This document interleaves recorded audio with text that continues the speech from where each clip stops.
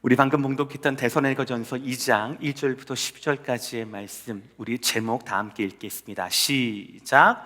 모델 같은 성도, 샘플 같은 교회입니다. 샘물이 아니에요, 샘플이에요. 다시 한번 시작. 모델 같은 성도, 샘플 같은 교회. 아멘.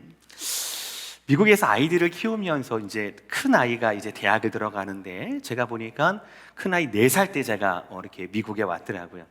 아이를 키우면서 쭉 보면 자연스럽게 저 어릴 때 혹은 한국의 경우하고 아이들의 경우를 이렇게 비교하지 않습니까? 비교하는 가운데 가장 좀 차이 나는 것 중에 하나가 뭔가 봤더니 책 읽는 것이었더라고요. 책을 읽는 것. 미국에서는 책 읽는 습관을 굉장히 어릴 때부터 잘 강조하는 것 같아서 참 너무 개인적으로 좋고 감사했어요. 근데 가만히 보니까 책을 읽는 종류도 좀 약간 다른 것 같아요. 여러분은 어떠신지 모르겠지만 저는 한국에서 어렸을 때 위인전을 참 많이 읽었던 기억이 납니다. 솔직히 고백드리면 제가 읽은 건 아니고 읽으라고 해서 읽은 거였죠. 네, 읽으라고 해서 위인전을 항상 방학 때마다 숙제가 위인전 2권, 3권, 독후감 쓰기 억지로 읽었던 그런 기억이 나요. 학교 도서관을 가거나 시립도서관을 가거나 어디를 가든지 위인전이 있던 섹션이 있었고요. 제 그 책장에도 위인전이 막 한 세트, 20세트씩 막 있었던 그런 기억이 납니다. 근데 아이들을 보니까 저희 아이들은 위인전을 그렇게 많이 읽지 않은 것 같아요. 그래서 저는 사실은 저희 아이들만 그런가, 저희 아이들에게 아빠 말고 다른 위인이 눈에 안 띄어서 그런가 라고 그렇게 생각을 했어요. 그게 아니더라고요. 보니까 라이브러리 시립도서관이나 이런 데를 가보니까 거기에도 위인전 섹션이 굉장히 적은 겁니다. 아이들이 많이 안 빌려요.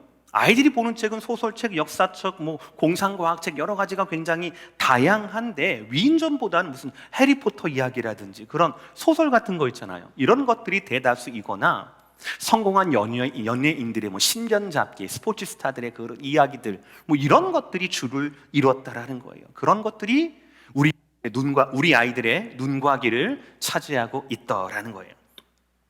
어떤 문학평론가는 이런 얘기를 합니다. 지금 이 시대는 위인전이 사라진 시대다라고 이야기를 해요. 이것은 바로 위인전 자체가 갖는, 그리고 새로운 시대의 변화가 갖는 필연적인 결과다라고까지 이야기를 하더라고요. 이런 거예요. 그러니까 위인전은요, 어느 한 사람의 장점만을 뽑아서 그것을 확 부각시켜서 이런 사람이 되어야 한다. 이 사람은 이런 역경도 이렇게 돌파했다. 그리고 이런 큰 업적을 남겼다라고 하는 게 위인전이지 않습니까? 그러다 보니까 어쩔 수 없이 이 한 인물이 갖는 어두움, 한 인물이 갖는 단점, 한 인물이 갖는 순수하지 못한 동기들, 이런 것들은 위인전에 드러나지 않는다라는 거죠. 객관적으로 다 드러나지 않고 그냥 좋은 점만 뽑아가지고 한다라는 거예요. 그러니까 예전처럼 정보가 그렇게 많지 않을 때는 위인전이 그 사람에 대한 전부일 때에는 그냥 그런가 보다 하고 위인전을 읽었어요. 본받아야겠다라고 생각을 했어요. 그러나 인터넷이 발달되고 정보화 시대가 다 되면서 모든 사람들이 이름 석자만 치면은요, 위인전뿐만 아니라 위인전에서 감추려고 하는 그분의 객관적인 모습들, 정치적인 이념들, 그늘진 것들, 그리고 감추고 싶은 것들 다 드러나게 되는 거예요. 그러니까 그거를 먼저 알고 위인전을 보니까 위인전이 안 잡히는 겁니다. 많은 사람들이, 특히 우리 자녀들이 본받을 만한 사람들이 없는 거예요. 단점만 눈에 띄거든요. 이거는 일리 있는 말이기도 합니다. 그리고 슬픈 이야기이기도 해요. 이것이 일리 있는 말이라고 하는 것은 성경적이기 때문에 그렇습니다. 아무리 존경받는 위인이라고 하더라도, 아무리 대단한 업적을 남긴 분이라 하더라도 성경에 말하면은 모든 사람들은 죄를 범하였음에 하나님의 영광에 이르지 못하였으니, 이것이 바로 인간 실존이거든요. 본받을 만한 사람은 있을지 모르겠지만 그런 삶은, 완벽한 삶은 있지 않다라는 것이죠. 수긍이 되는 이야기입니다. 그러나 슬픈 건 바로 뭡니까? 그럼에도 불구하고 슬픈 것은 우리에게는 모델이 필요하다는 거예요.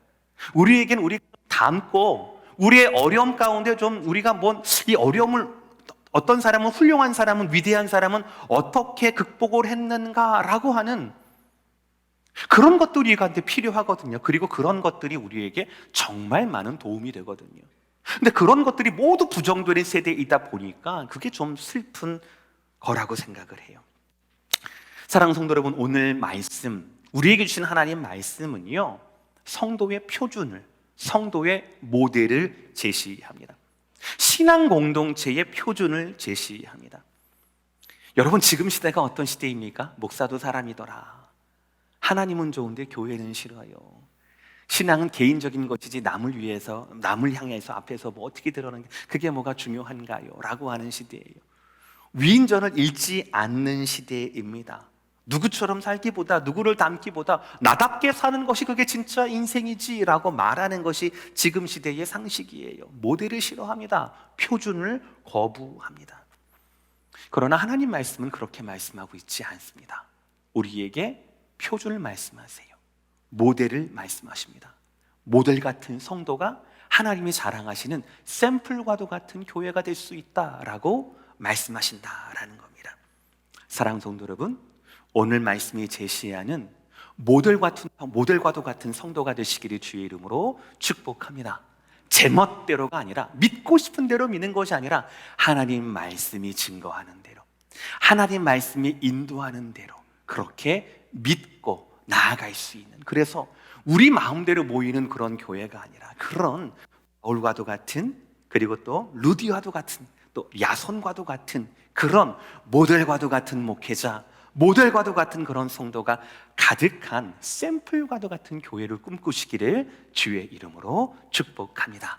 첫 번째 말씀이에요. 다 함께 따라합시다. 시작. 청지기 같은 태도의 모델이 됩시다 라는 거예요. 1, 2절 말씀 제가 했습니다. 형제들아, 우리가 너희 가운데 들어간 것이 헛되지 않은 줄을 너희가 친히 아나니, 너희가 아는 바와 같이 우리가 먼저 빌립보에서 고난과 능력을 당하였으나 우리 하나님을 힘입어 많은 싸움 중에 하나님의 복음을 너희에게 전하였노라. 데살로니가 지역에 있던 교회를 세우면서 그 배경을 지금 사도 바울이 고백하고 있는 거예요. 말씀의 뜻이 데살로니가 직전의 사역지는 바로 빌립보 지역이었습니다. 바울과 실라 일행은 2차 전도 여행 때 이 빌립보 지역에서 너무 많은 고생을 했어요. 그러다가 거의 쫓겨나다시피 해서 데살로니가 지역으로 가게 된 거예요. 데살로니가 지역은 조금 편했습니다. 회당이 있었어요. 그래서 그 회당에서 3주를 머물면서 복음을 전합니다. 그런데 너무 감사하게도 3주를 머물면서 복음을 전하는데 거기에 회심자가 등장하기 시작한 거예요. 그것도 아주 고위 귀족의 여인들, 그분들 가운데 회심자가 일어나게 되었습니다. 또한 빌립보에서 루디아의 헌신 기억하시죠? 그것처럼 데살로니가에 있어서는 야손과 그 형제들의 헌신이 드러나게 되었습니다. 그러나 사실 여기에서도 사단의 방해는 그치지 않았거든요. 바울을 쫓아다니면서 회방했던 유대주의자들 몇몇이 아예 깡패를 고용해서 바울을 막 테러하고 공격하려고 했던 거예요. 바울을 막 찾으려고 했습니다. 그러니까 못 찾은 거예요. 바울이 도망갔거든요. 그랬더니 바울을 숨겨주고 바울에게 숙소를 제공했던 야손이라는 사람을 대신 잡아다가 투옥을 시킵니다. 그리고 그 사람에게 보석금을 막 요구했던 거예요. 빌립보 지역만큼은 아니었지만 이곳 데살로니가 교회와 이 지역도 많은 교회의 성도들의 핍박과 피를 통하여서 성장하고 있었다라는 거예요. 우리 다시 한번 1절 말씀 보여주시길 바랍니다. 거기에 보시면 너희가 친히 아나니 너희가 아는 바와 같이라고 이야기하고 있어요. 무슨 말이냐면 바울의 복음을 향한 이 고난과 이 모든 핍박은요, 바울 개인만 가진 경험이 아니었다라는 거예요. 데살로니가 교인들과 그 성도들이 아는 것이고 본바였고, 그 중에 일부는 야손과 그 형제들처럼 함께 고난을 받았던 그런 것이었다, 공통의 경험이었다라고 말씀하고 있어요. 그런데 여러분, 이 고난이 과연 무엇을 위한 고난이었을까요? 이 고난은 애매한 고난이 아니에요. 무고한 싸움이 아니었습니다. 4절 말씀인데 다 함께 읽겠습니다. 4절 시작. 오직 하나님께 옳게 여기심을 입어 복음을 위탁받았으니 우리가 이와 같이 말함은 사람을 기쁘게 하며 오직 우리 마음을 감찰하시는 하나님을 기쁘시게 하려 함이라. 바울뿐 아니라 데살로니가 교인들이 함께 고난받았던 그 고난은요, 무고히 받는 고난이 아니라 복음을 전하는 데 있어서 받았던 그런 고난이었다라는 겁니다. 그리고 4절 첫 번째 구절을 보시면은요, 하나님이 왜 바울에게 왜 데살로니가 교인들에게 이런 위탁을 하셨는가, 복음을 맡기셨는가가 나와 있습니다. 오직 하나님께 옳게 여기심을 입어서 복음을 위탁받은 거예요. 여기서 옳게 여기심을 입었다라는 단어가 참 중요하거든요. 저게 바로 뭐냐면 연단을 말하는 겁니다. 금을 연단하잖아요. 우리가 금을 막 연단하잖아요. 금이 금덩어리로 발견되는 건 아니지 않습니까?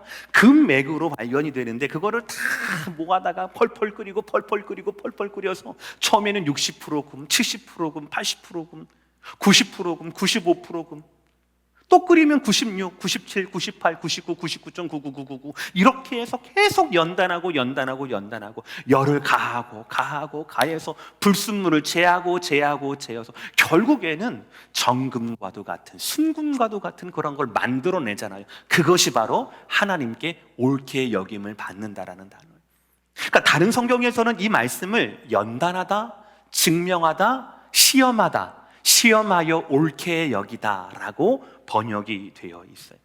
그러니까 여러분들, 사도 바울과 그 일행들이 하나님께서 복음 전파하는 것을, 그 사명을 그들에게 맡긴 것, 그것을 위탁하신 것은 바로 뭐였느냐? 사도 바울의 능력뿐만 아니라 사도 바울의 삶이 그렇게 하나님 앞에 모든 시험 가운데도 복음만 전하는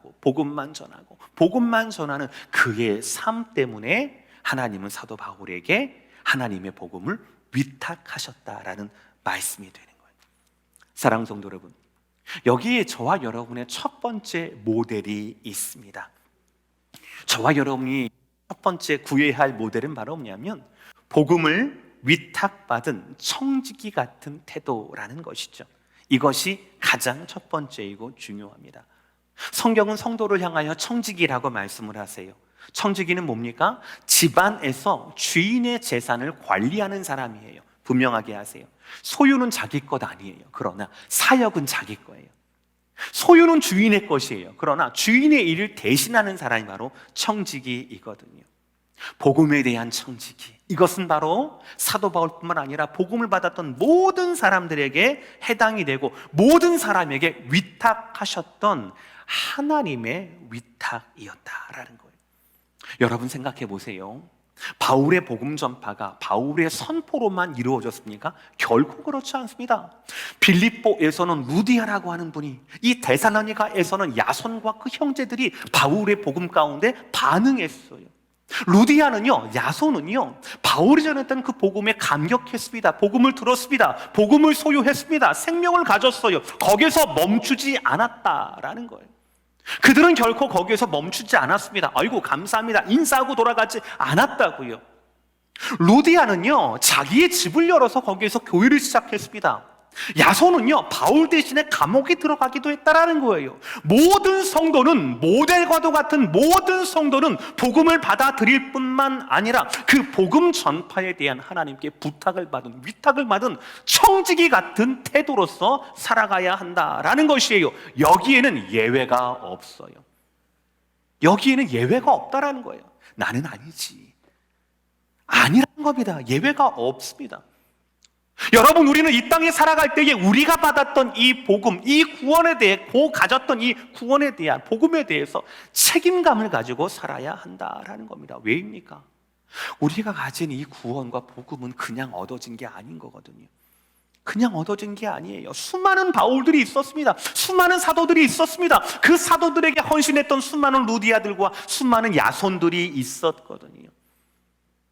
복음을 전하고 그 복음의 모든 것을 맡겼던 수많은 선교사님들과 수많은 사역자들, 목사님들, 그리고 헌신했던 수많은 평신조들의 셀 수 없는 눈물과 땀과 헌신의 결과가 지금 이렇게 모여있는 우리의 예배 공동체, 바로 저와 여러분이라는 것이죠. 그러니 당연히 이런 신앙 공동체를 가진 모든 공동체마다 저마다의 위탁이 뭡니까? 우리의 신앙을 우리만 갖는 게 아니에요. 우리의 신앙을 개인적으로만 감상해서는 안 됩니다. 우리의 신앙을 야금야금 곶감 빼먹듯이 소비하면 안 되는 거예요. 우리의 신앙을 위탁받은 것이 있다라면 우리의 신앙을 간직할 뿐 아니라 다음 세대에, 다른 문화권에 계속해서 이 복음을 청지기 같은 태도로 지키고 증식해야 한다라고 하는 것이죠.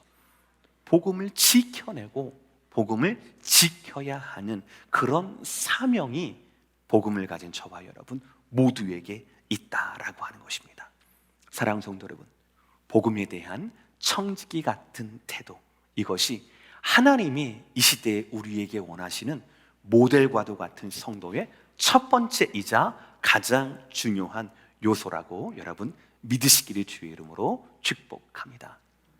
두 번째 말씀은 어머니 같은 사랑의 모델이 되어야 한다라는 것이에요. 여러분, 예배를 너무너무 사모하는 여러분들이니까 아마 오늘 예배 오시기 전에 오늘 본문을 많이 읽고 오셨으리라고 저는 그렇게 믿겠습니다. 근데 제가 이 데살로니가전서 오늘 본문을 읽으면서 처음에는요 굉장히 마음에 도전이 됐어요. 이 말씀이 정말 나도 사도 바울처럼 저렇게 목회해야지. 오늘 말씀의 제목이 뭐예요? 모델 같은 성도, 샘플 같은 교회라는 거잖아요. 그러니까 이런 좀 모델이 되고 표준이 되는 그런 성도를 많이 양육해내고 그런 성도가 가득가득한 그런 하나님이 자랑하실 만한 그런 샘플과도 같은 그런 교회, 이 시대를 대표하는 그런 교회를 한번 목회를 해보자라고 하는 도전이 생겼어요. 근데 며칠 동안 이 말씀을 계속 붙잡고 기도하고 연구하고 하다 보니까 처음에는 도전이 되었던 이 마음이 나중에는 뭘로 바뀐 줄 아세요? 회개하는 마음으로 바뀐 거예요. 왜냐하면 오늘 말씀 가운데 중요한 건 뭐냐면 모델과도 같은 성도만 말씀하는 게 아니라 직접적으로는 모델과도 같은 목회자를 말씀하거든요. 나 바울이 우리가 너희를 이렇게 목회했다라는 말씀이 나와요. 근데 뒤에로 보면은 7절에서는 어머니처럼 내가 너희를 사랑했다. 11절에서는 내가 아버지처럼 내가 너희에게 헌신했다라는 그런 말씀이 나오거든요. 그 말씀을 보는데 제 마음 가운데 도전의 마음보다는 회개의 마음이 점점 생기게 되는 게 제 솔직한 고백이었어요. 여러분 앞에 서면 저는 너무너무 좋아요. 여러분이 이렇게 너무너무 사랑해 주시니까 너무 많은 사랑을 주셔서 참으로 감사해요. 그러나 하나님이 세우시는 모델과도 같은 목회자는 그것을 뛰어넘어야 해요. 여러분 눈에 만족하고 여러분 눈에 사랑스러운 목사일 뿐 아니라 하나님 마음에 합당한 목사가 되어야 되거든요. 여러분 자녀 또래에 기특한 자식과도 같은 조카와도 같은 그런 목사가 아니라 오늘 말씀에 의하면 여러분을 사랑으로 양육하는 어머니 같은 목사가 되어야 되고, 여러분께 헌신하고 여러분께 기준점과 여러분에게 비전을 제시할 수 있는 아버지 같은 목사가 되어야 한다라고 하는 것이 바로 제가 하나님 앞에 받아야 할 하나님이 저를 부르신 소명이고 사명이라고 저는 그렇게 믿는다라는 것입니다. 여러분, 제가 연소하지만 어머니 같은 사랑의 목회자가, 아버지 같은 헌신의 목회자가 될 수 있도록 계속해서 기도해 주시고 기도해 주시기를 다시 한번 부탁을 드리겠습니다. 아멘. 여러분, 이 복음 앞에 이러한 부르심은 저만 받은 것이 아니에요. 여러분 모두에게도 해당이 되는 겁니다. 우리 다 함께 한 목소리로 7절의 말씀 다 함께 읽겠습니다. 시작. 우리는 그리스도의 서로로서 마땅히 권위를 주장할 수 있으나 도리어 너희 가운데서 유순한 자가 되어 유모가 자기 자녀를 기름과 같이 하였으니. 이 말씀 많이 아실 거예요. 저기서 유모라고 하는 단어가 좀 약간 번역이 좀 불충분합니다. 유모는 바로 뭐냐면 젖을 먹이는 어머니예요. 그러니까 내니가 아니라 마더예요. 영어 성경을 보시면. 그래서 어머니가 자기 자녀를 기름같이, 젖을 먹이는 어머니가 자기 갓난아이를 젖을 먹이고 양육하는 것 같이 내가 너희에게 사도의 권위로 나가선 것이 아니라 그런 어머니의 마음으로, 그런 유순함으로 내가 너희에게 나아갔다. 내가 그렇게 너희를 사랑해 왔다라고는 바울의 자기 고백이에요. 그러나 바울은요, 마땅히 가질 수 있는 것, 권위를 버렸어요. 그리고 복음에 필요한 것, 복음을 전하는 데 필요한 것, 그런 자세를 가졌습니다. 그것이 바로 뭐였습니까? 권위가 아니라 유순함이에요. 유순함이라고 하는 건 바로 뭐냐면 온유하고 온화한이라고 하는 것입니다. 누가 누구에게요? 바울이 그 데살로니가 교회 성도에게, 마치 어머니가 갓난아이에게 젖을 먹이듯 그렇게 했다라는 것입니다. 근데 중요한 건 어느 정도까지인가라는 거예요. 어느 정도까지인가? 8절 말씀 제가 있습니다. 우리가 이같이 너희를 사모하여 하나님의 복음뿐 아니라 우리의 목숨까지도 너희에게 주기를 기뻐함은 너희가 우리의 사랑하는 자 됨이라. 아멘. 제가 여기에서 회개했잖아요. 제가 여러분을 말씀으로 섬기는 건 너무 기뻐하거든요. 그런데 목숨을 주는 그런 어머니의 사랑 있잖아요. 거기에 제가 회개하게 되었어요. 세상의 모든 어머니는요, 생명이 자기 속에 잉태되는 그 순간부터 그 생명, 콩알만한 그 생명을 위하여 자기 생명을 돌보지 않는 것이 어머니의 본능 아니겠습니까? 사도 바울 지금 그것을 말하고 있는 거예요. 내가 너희를 사랑으로 섬기고 있다. 어느 정도까지? 내 생명을 너에게 주는 것이 아깝지도 않고 오히려 기뻐할 정도로 내가 복음을 사랑할 뿐 아니라 내가 너희의 영혼을 사랑한다. 복음에 내 목숨을 맬 뿐 아니라 내가 너희 영혼을 위해서도 내가 내 목숨을 바쳐 사랑하고 있다라고 말하고 있어요. 어머니의 사랑은 유순함, 부드러움만 말하지 않습니다. 어머니의 사랑은 강해요. 왜 강합니까? 목숨을 걸었기 때문에 걸었거든요. 자녀 앞에 목숨을 아끼지 않는 것이 자녀를 향한 어머니의 사랑이라는 겁니다. 목회자가 성도에 대해서도 아니요, 여러분들, 성도가 다른 성도에 대해서도 마찬가지입니다. 하나님을 사랑한다라면, 복음을 사랑한다라면 성도가 성도에 대해서도 사랑해야 합니다. 누구의 사랑으로? 어머니의 사랑으로. 목숨을 아끼지 않는 그 사랑으로, 주님의 사랑으로 우리는 서로가 서로를 사랑하고 섬겨야 한다라는 것이죠. 그뿐이 아니에요. 어머니의 사랑은요, 그 사람만 사랑하는 게 아니라 어머니의 사랑이 있는 곳마다, 어머니의 존재가 있는 곳마다 평화가 있습니다. 자녀를 많이 기르시는 분들은 아마 많이 기억하실 거예요. 아마 생각하실 겁니다. 경험하셨을 겁니다. 형제가 드글드글 바글바글 하면은요, 맨날 싸워요. 제가 아들만 셋 키우잖아요. 그렇죠? 저까지 넷이거든요.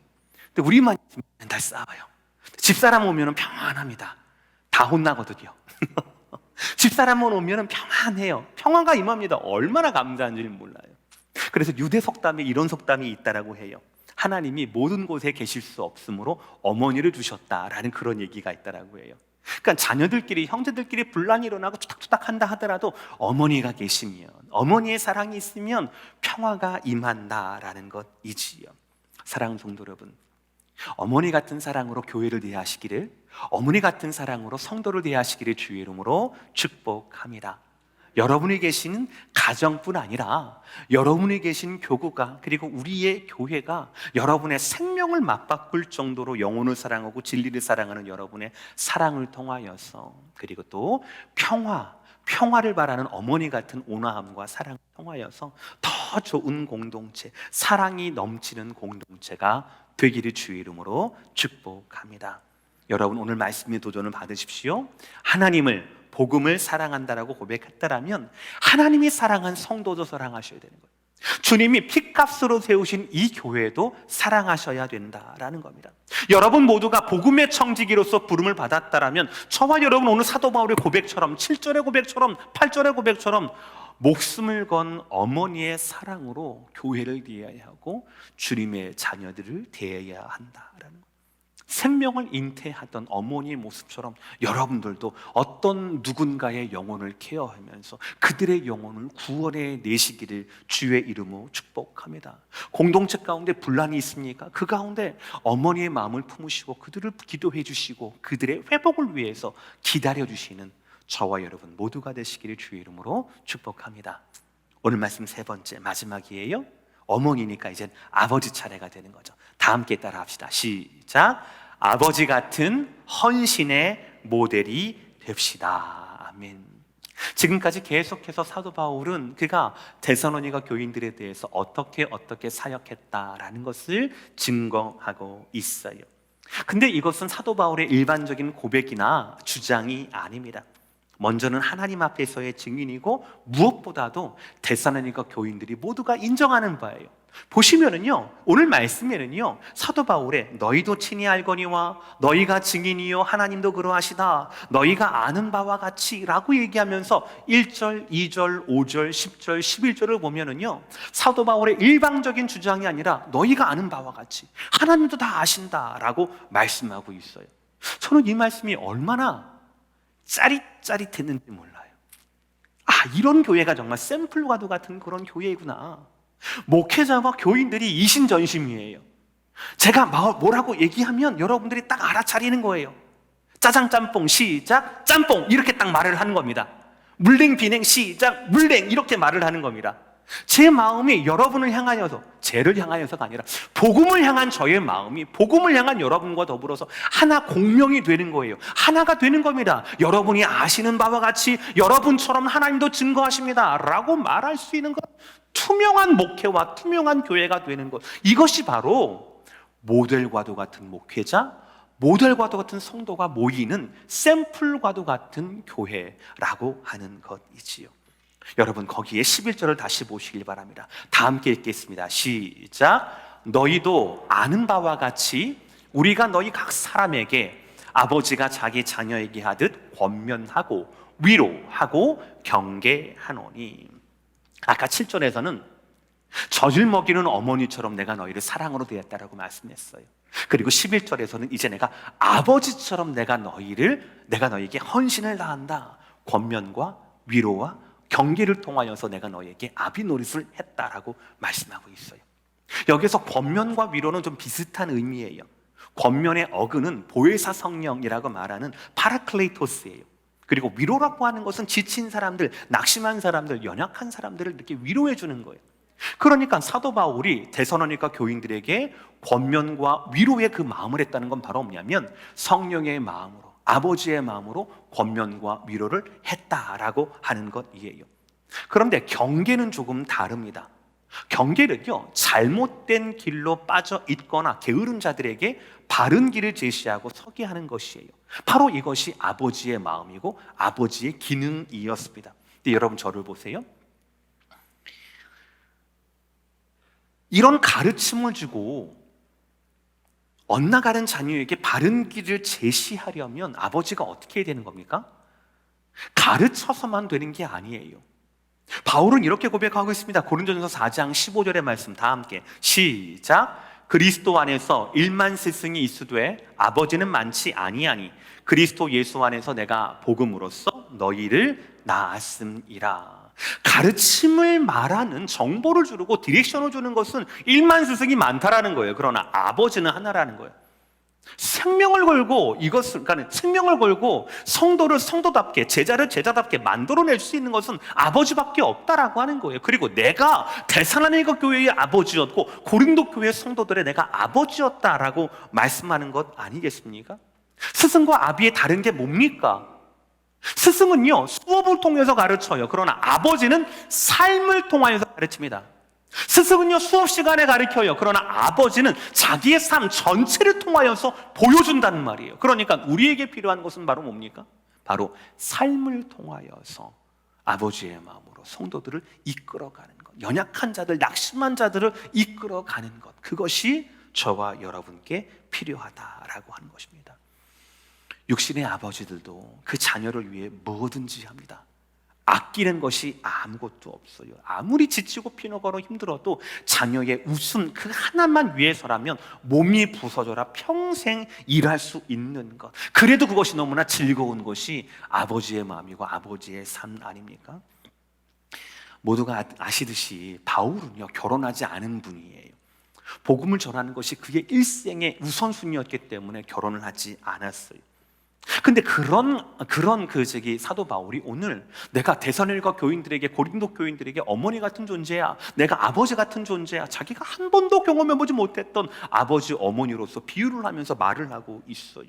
이렇게 확신할 수 있게 선언한 이유가 뭡니까? 오늘 11절에 12절의 말씀, 마지막 말씀인데 다 함께 읽겠습니다. 시작. 이는 너희를 부르사 자기 나라와 영광에 이르게 하시는 하나님께 합당히 행하게 하려 함이라. 아멘. 여러분, 오늘 말씀 가운데 저는 제일 중요한 말씀이라고 생각을 해요. 보세요.